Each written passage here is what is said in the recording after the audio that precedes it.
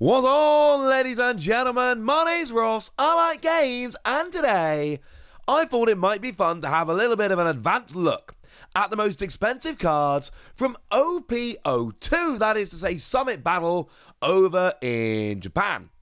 Thought it might be fun. Now, just to be clear, we're not here yet in terms of Summit Battle. It's not coming out for a little while. We're not getting it until the new year.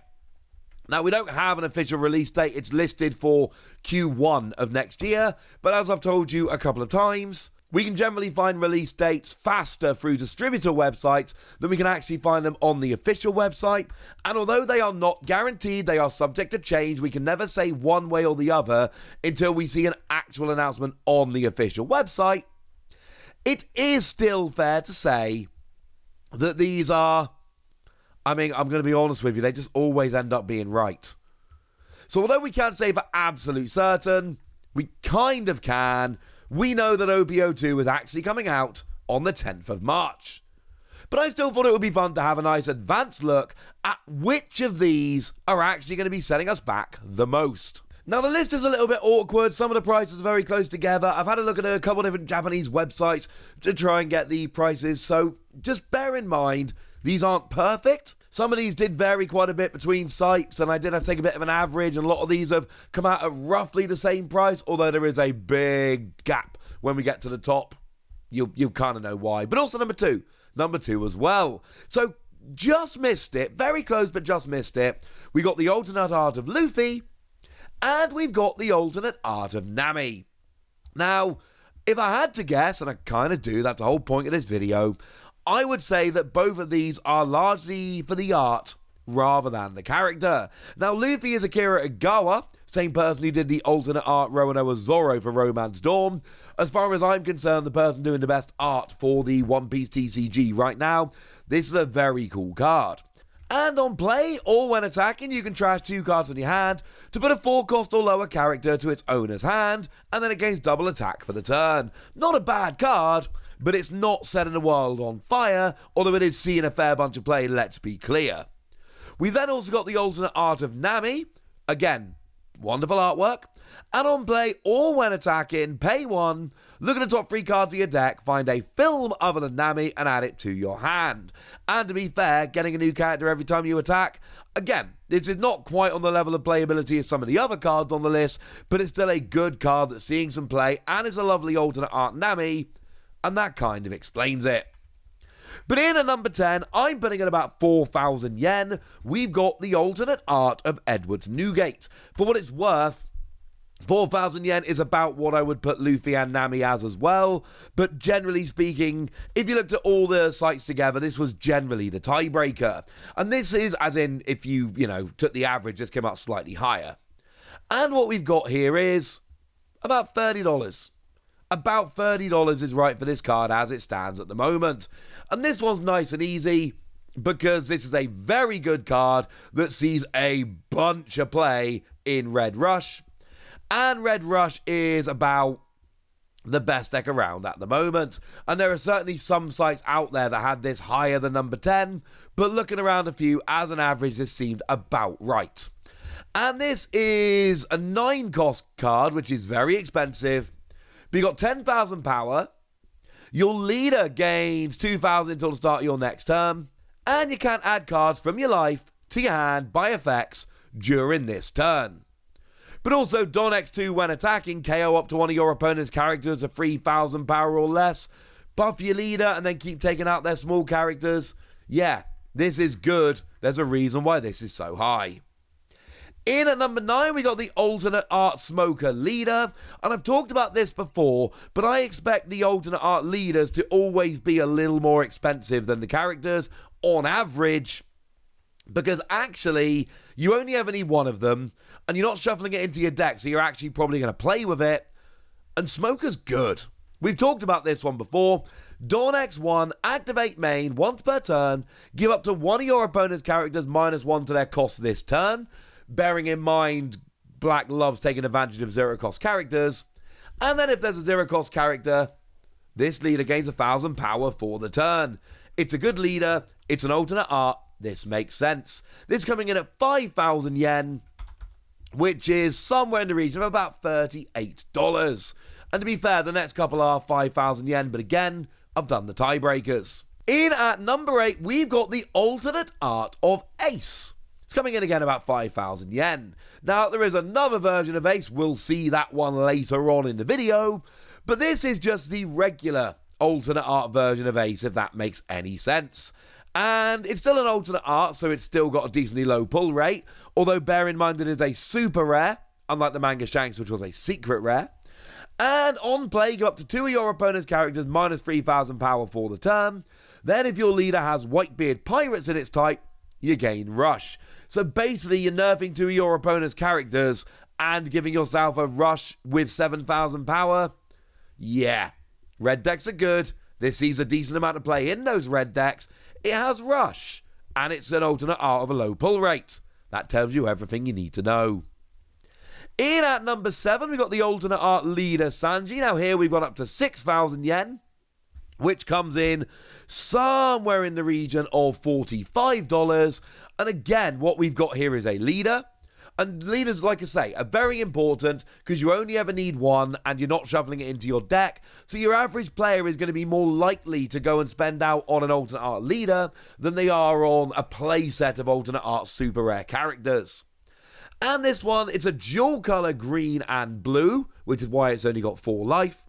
And when you play a character without an effect from your hand, if you have 3 or fewer characters in play, set up to 2 of your Don to active. Yeah, so if you've got a few vanilla characters, this ends up activating your Don regularly, gives you more resources. It's see and play, it's a good leader, alternate art, all you need to know. Also at about $6,000, we've got the alternate art of Kinemon, also a leader. Again, I've looked at various sites, and although they're coming out at the same rough value, we have done some tiebreakers. Again, monocolor, so it's 5,005 life, as we would expect. Activate main once per turn. When you have 1 or fewer characters in play, reduce the play cost of the next cost 3 or higher Wano country type character you play from your hand by 1 during this turn. So you're playing characters cheaply. That's a good thing. And it's very similar to what we said with Sanji, and it's very similar to what we said with Smoker. We're not talking about leaders that are absolutely setting the game on fire. We are talking about good, competent leaders seeing a bunch of play, and that's why they end up having a bump in price. And in at number 5, with the same rough value, I'm putting NEwgate. This does seem to be the more expensive of them on average, and I also think it is the best of them when you look at tournament results. Now, this is a very interesting leader. It's the only 6,000 power. All the others have 5. It's the only 6 life. All the others have 5 if they're mono, 4 if they're dual colour. But at the end of your turn, you add a card from the top of your life to your hand. Now, this does give you card advantage, which is awesome, but it also depletes your life, which gets you closer to losing the game. It's not as good as, say, Roanoa Zoro Red Rush decks, and I don't think that's particularly a controversial statement, but it is seeing a decent amount of play and success as a Red Rush deck, and this is another one which I could see getting sillier and sillier price-wise as time goes by. You'll notice these prizes aren't quite as silly as the English Romance Dorm. Not a coincidence. In at number 4, we got EMPORIO Ivankov. That's another leader, another alternate art. Yes, they do dominate this list. As I've explained, that should be expected. And this one is coming in nearer to $53. And the difference here is really simple. This is seeing a little bit more play. This is seeing a little bit more success. And therefore it's seeing a little bit higher price. Now, I've heard rumours of this deck a lot. It really is not doing as well as Red Rush by a mile, but it's still an interesting deck, because at the end of your turn, if you have 0 cards in your hand, you draw 2. So it basically empowers you to play a deck where you're constantly getting rid of your cards, but then you're drawing again at the end of your turn, so you're never running out of cards. Just please try and not end the turn with 1 card in hand, because that's the worst case scenario. So lots of leaders piling up in the bottom half of, the bottom part of this list, but the top 3 makes perfect sense.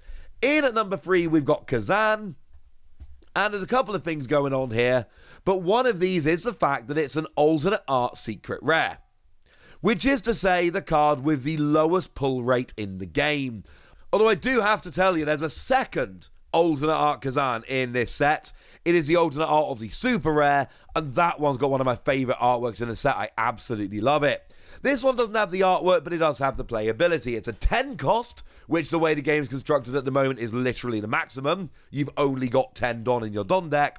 But you've got 10,000 power, and on play you KO one of your opponent's characters for a cost of 0. But also, on your turn, all of your opponent's characters get -5 to their cost. Bearing in mind, I have explained to you, lovely ladies and gentlemen, that this is what black decks are aiming for. They are aiming to try and make sure that you have 0 cost characters. I think this makes such a huge difference to black decks, and that's why it ends up so high on this list. It's coming in about 7,000 yen, which is, again, $53. It's the same as the rough cost of EMPORIO Ivankov I showed you. But let's be clear, this generally wins the tiebreakers, and it's a very playable card. Now, in at number 2, we got the alternate art of Uta. You're talking 13,000 yen here, which is $98. And this is an artwork thing. And I know it's an artwork thing, because generally speaking, the alternate art of Uta is much more expensive than the alternate art of Kazan. But the regular art's Kazan is more expensive. Because Kazan is a good card you're actually going to want to play with, and Uta is just a pretty card. And I'm not saying it's terrible, and I'm not saying it's not going to see play.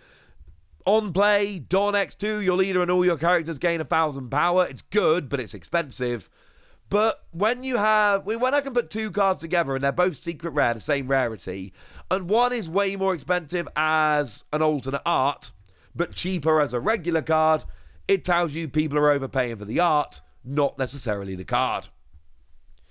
But yeah, in at number 1, it's Manga Ace at 128,000 yen. It's not even close. 128,000 yen comes in at just shy of $1,000. 966 if you want to be a pedant at the current exchange rate. It's about a $1,000 card. And the reason is super simple. It's a manga card, just like Manga Shanks. It's got a crazy low pull rate, just like Manga Shanks. And it's actually quite playable, as I showed you a moment ago. Although, to be fair, so is Shanks. But yeah. Sorry, ladies and gentlemen. This one, it's really quite straightforward. It is just a crazy rare card. And this is always going to happen, right? This was always going to be the deal. If we have a manga card in the 3rd set, it is, again, going to be one of the rarest, most expensive cards in the entire game. This is just the way it goes, I'm afraid, ladies and gentlemen. This is just the way it goes. So there we go. Those are the most expensive cards from Set 2, from Summit Battle, or Summit Battle in Japan, Paramount War in English. And now it's over to you guys. I want to know which of these cards you particularly like. For me, it's a Luffy. I want that Luffy. I think I've been pretty clear about this. I want to know which of these cards you are going to be going after when it releases. The game, that is. Or the set. You know what I mean? For now, ladies and gentlemen, I want to know what you think about all of this. So let me know in the comment section. Go nuts. Be nice. And then make sure you like this video, subscribe to this channel, follow me on Twitter at TheWasi. That's where we talk One Piece and card games and One Piece card games, all kinds of fun things. And please do consider checking out patreon.com/PTCG Radio, where you can support the channel, get some bonus pods, join a Discord and chat with us, all kinds of fun things. But by far the most important thing is always, look after yourselves till next time, would ya? Thank you very much for watching. My name's Ross, and you've been watching Wasi Plays.